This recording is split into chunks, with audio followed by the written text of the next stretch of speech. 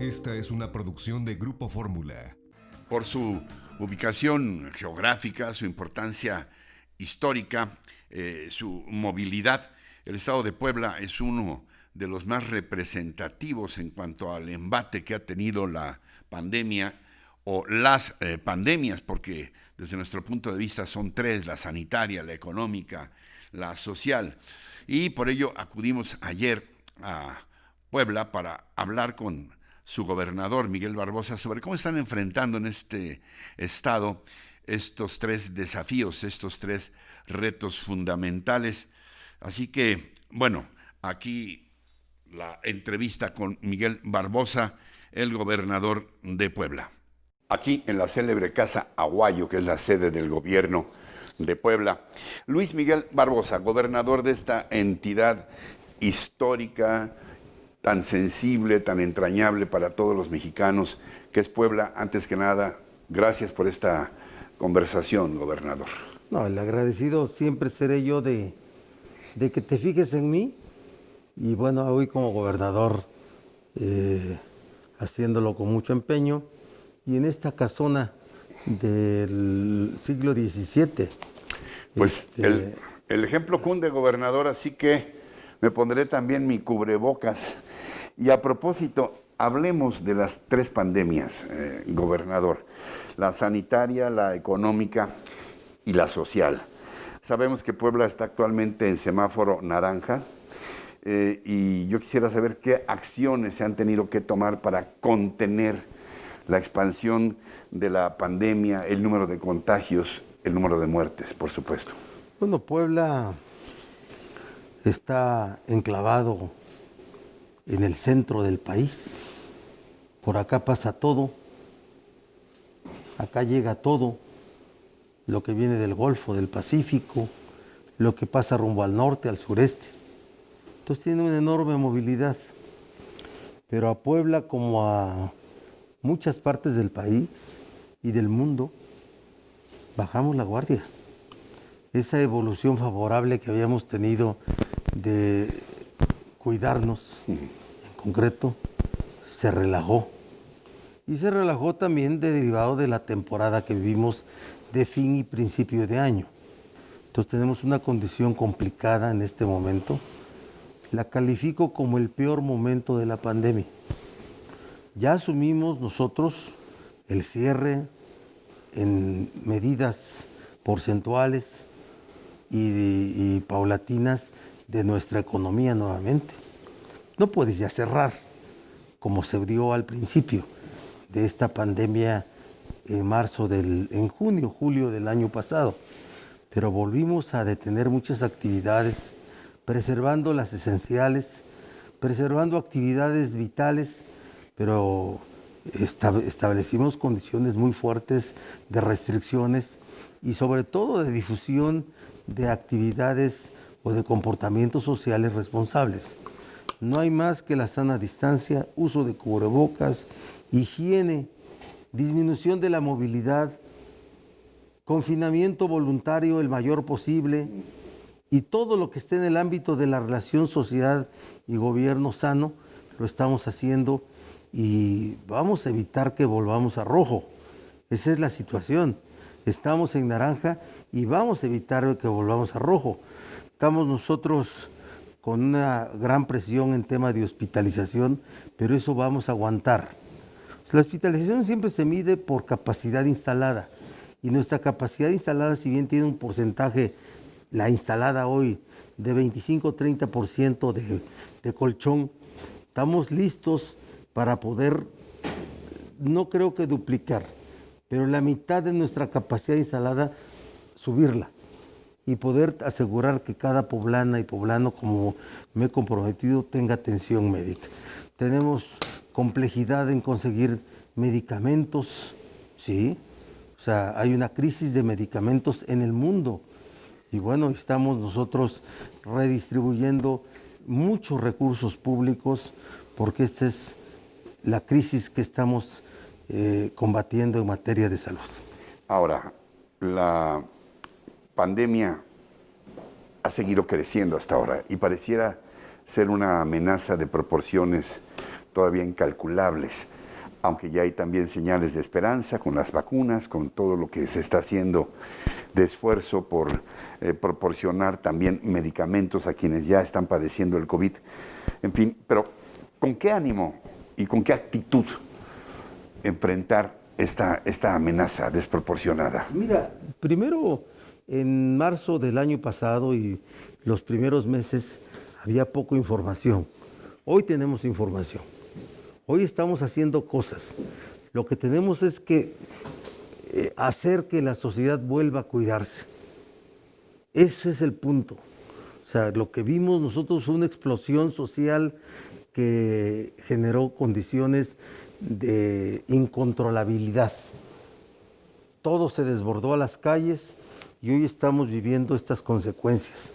Por eso restringimos nosotros muchas actividades ya desde finales del año pasado, el 28 de diciembre, y volvimos a hacer un decreto ampliatorio el 4 de enero.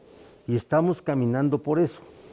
Entonces yo estoy viendo que vamos evolucionando para poder controlar esa curva, esa meseta ascendente que tenemos ahorita, o esa meseta alta que tenemos ahorita.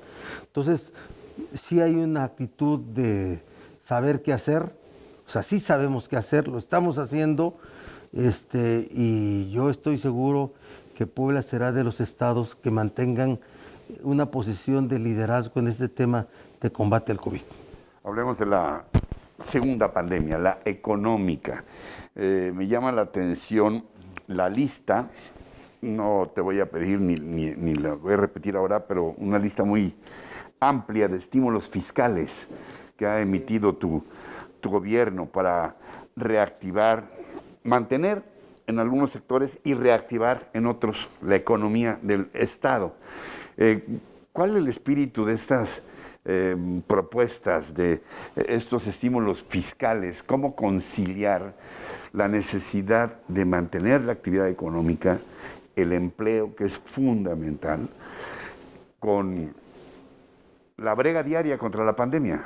Sí, primero decirles a todos que nosotros hemos mantenido una posición desde el gobierno de solidaridad con todas los negocios, las empresas, las industrias. Puebla es un estado manufacturero, en donde la mayoría del empleo en los centros urbanos es de empresas, y es también su fortaleza económica. Entonces hemos sufrido la disminución de muchos empleos, miles de empleos, y nosotros en el ámbito de nuestra jurisdicción y nuestra posibilidad ya hicimos todos estos anuncios de condonación, de diferimiento en diferentes niveles de los impuestos que nosotros cobramos. El impuesto sobre la nómina básicamente y el impuesto al hospedaje. Diferimos el emplacamiento vehicular 6 meses y lo vamos a seguir revisando. El llamado control vehicular, aquí no hay tenencia, pero hay un pago ahí de 500 pesos de control vehicular, también lo diferimos para que se revise hasta dentro de 6 meses. Y estamos nosotros atentos a ese tipo de acciones. Ahora, ¿quiénes podrán tener acceso a estos estímulos? ¿Qué requisitos tienen que cumplir? Bueno, primero, a ver, está muy claro ya en el decreto que expedí cuáles son las condiciones para ser favorecido por estos decretos. Primero tienen que hacer las declaratorias correspondientes. O sea, no podemos nosotros condonar o diferir el pago de empresas que no están al corriente de sus declaraciones de estos tipos de impuestos. Y después hay diferentes variantes, los que tienen 5 empleados, los que tienen 10 empleados, los que tienen 50 empleados y los demás en porcentajes que el mismo decreto establece, ¿sí? O sea, te estás ateniendo a aquel principio de que hacer justicia no es lo mismo para todos, sino a cada quien lo que le corresponda. Un concepto muy romano, ¿no? Sí. A dar a quien lo que corresponda, porque es así, ¿no? Y entonces nosotros también hemos establecido garantías ante Nacional Financiera para que den créditos, se han dado créditos a empresarios poblanos, sobre todo a pequeños empresarios. Así es que hemos estado activos en ese sentido, porque esta crisis de salud que se convirtió en crisis económica, que va a pegarnos muy fuerte en el 2021, en temas recaudatorios, que ya nos pegó en toda la inversión de miles de millones que estamos haciendo al combate al COVID, porque esto se combate con recursos. Sí. ¿Sabes cuánto cuesta un internado en un hospital que tenga respirador mecánico? Sí, 300,000 pesos. 60 y tantos mil diarios. Y bueno, 300,000 te piden de entrada y luego ya... Esos son los privados. El día, bueno, ni los hoteles más caros del mundo. Sí, sí, y después yo te hablo lo que le cuesta al gobierno en sus hospitales. Eso, o sea, nos cuesta a nosotros cada hospitalizado que tenga necesidad de un ventilador mecánico, ¿sí?, más de 60,000 pesos. Y cuando está internado y no tiene ventilador, 40 y tantos mil pesos. Y todo seguimiento de un contagiado en sus casas nos cuesta más de 600 pesos diarios. Estamos en una carrera contra el tiempo para tratar de contener esto y evitar también la quiebra de los gobiernos. Sí. ¿Sí? Y la crisis social de la que ahorita me vas a hablar, me vas a preguntar. Sí, yo te iba a preguntar porque sé que también hay, además de estímulos para las empresas, en estas magnitudes que tú has señalado, o en estas proporciones, también hay estímulos para las familias, para los individuos en lo particular. Hablamos de la pandemia social, de contener la pandemia social. Te digo por qué, por el número de pobres que se va a aumentar y los grados de pobreza que van a agravarse. Entonces, este año mucho de los programas sociales van a ser estímulos alimentarios. Nosotros aquí en Puebla entregamos los llamados paquetes alimentarios, ¿sí?, que son costales de 25 kilos, que son verdaderas despensas para comer un mes. Entonces estamos entregando masivamente desde mediados del año pasado y seguimos haciéndolo hoy con las dificultades de la pandemia, de que muchos de nuestros brigadistas para entregar estos paquetes se nos han contagiado. Claro. ¿Sí?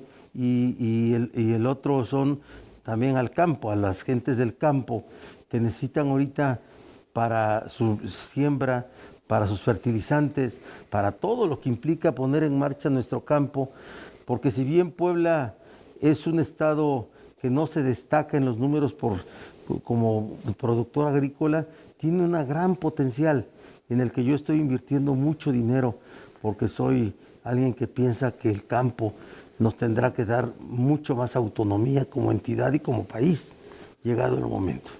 Ahora, en lo que mencionabas esta perspectiva del 21, y por supuesto que en principio, y si no estás de acuerdo, dímelo, todo parece estar girando en torno a dos ejes. La pandemia, el combate a la pandemia, ¿qué va a pasar? Si va a seguir creciendo exponencialmente. Y también el desafío democrático que significan las elecciones, más de 23,000 cargos de elección popular en juego, 15 gubernaturas, la renovación de la Cámara de Diputados, en fin, alcaldías, qué sé yo, un sinnúmero de cargos de elección popular. ¿Cuál crees que debe ser el ánimo del país para dirimir esta que va a ser la elección más importante de la historia, fuera de una elección presidencial, la más importante de la historia? Se dieron estas coincidencias. ¿Cuál debe ser el ánimo del país para dirimir nuestras diferencias en el marco de la pandemia? Bueno, lo primero que tiene que haber es una actitud de los gobernantes o de los gobiernos en todos sus niveles, municipal y estatal, si hablas, y el gobierno federal también, pero me voy a referir a los gobiernos municipales y estatales, ajena a la competencia electoral. Dedicarnos... A ver, esto no lo entendí. ¿Cómo? Sí. Si hoy un gobernador, un presidente municipal, se ocupa de la política y no de sus deberes en el tema COVID, en el tema de recuperación económica, en el tema de recuperación social, puede llevar a la relación entre su gobierno y la sociedad a un quiebre. Esa es mi opinión. Si hoy así se comporta, a un quiebre. Mira, el tema de las vacunas y de todo lo que va a significar en dificultades en la estrategia de aplicación. Es monstruoso, ¿eh? Es un asunto muy complejo por lo grande y por la falta de infraestructura organizativa. Si hoy se meten los gobiernos a querer aprovecharse esa condición para hacer política electoral, se acabó todo. Se acabó todo porque va a haber inclusive ahí sí pronunciamientos de reclamos muy fuertes. Y en medio de una elección, ¿cuál puede ser esa combinación detonante de dos elementos que se vuelven de disputa?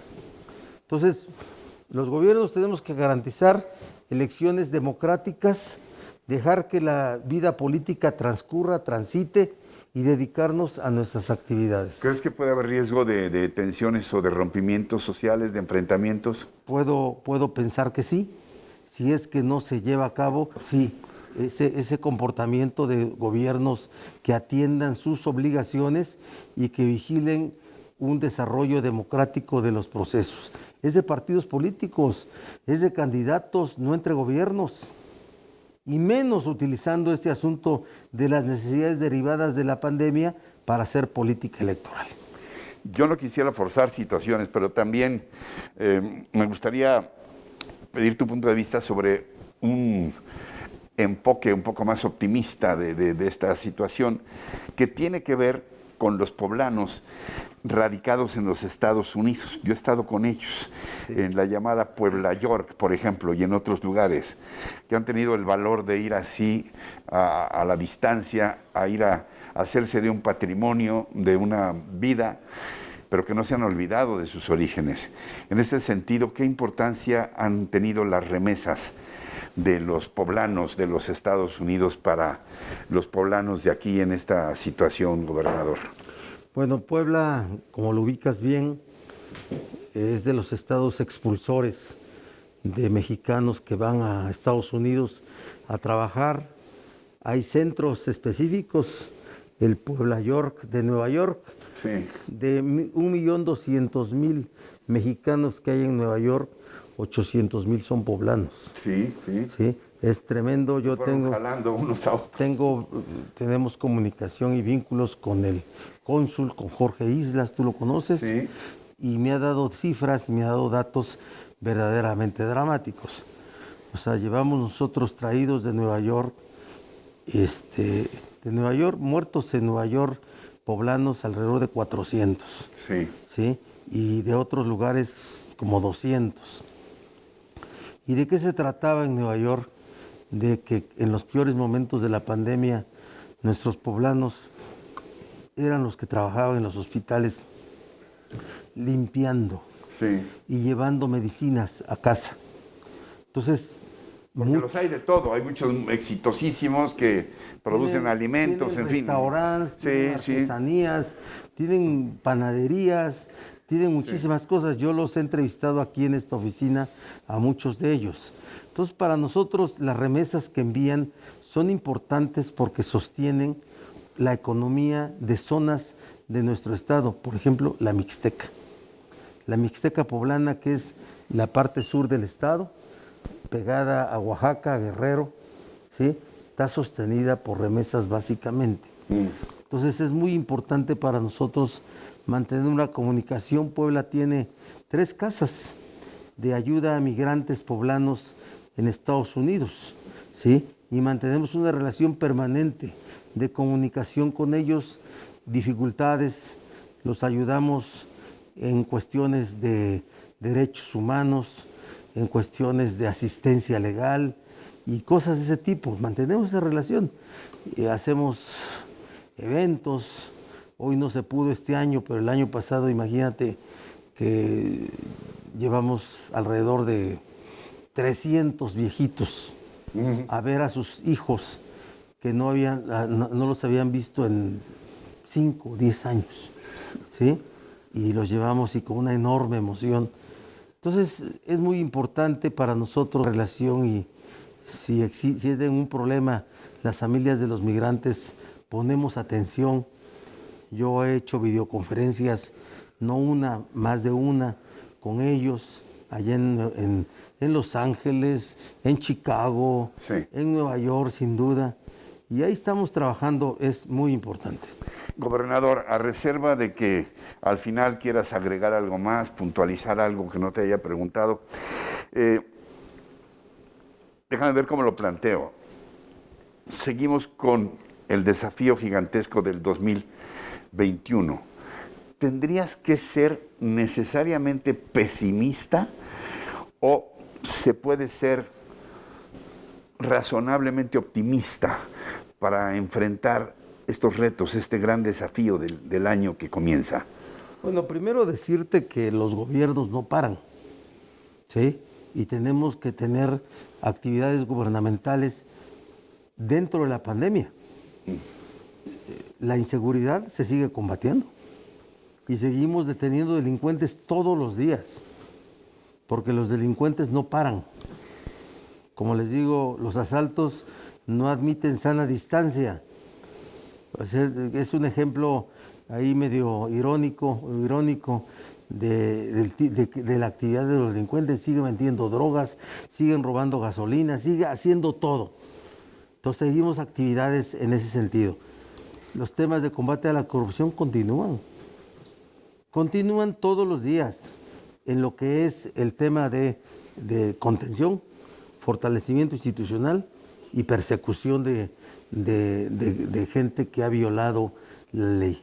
La aplicación mismo de la ley y todas las etapas del gobierno, lo que es el apoyo al campo, sus programas.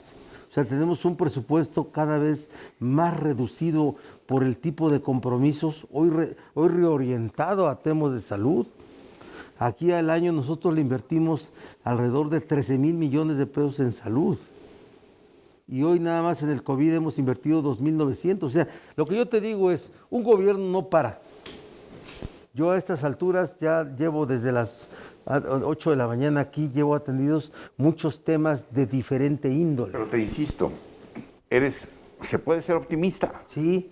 ¿Eres optimista? Sí, soy optimista y creo que vamos a salir. Estoy seguro que las vacunas es un motivo de esperanza, para empezar. Pero también creo en la gente. Creo en la gente. Aquí en Puebla nos funcionó muy bien lo que yo llamé pacto comunitario, que es que todos nos cuidemos. Cuídate tú, cuida al de al lado y cuida a la sociedad.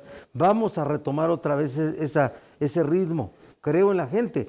La vacuna no nos va a resolver el tema de la enfermedad en sí.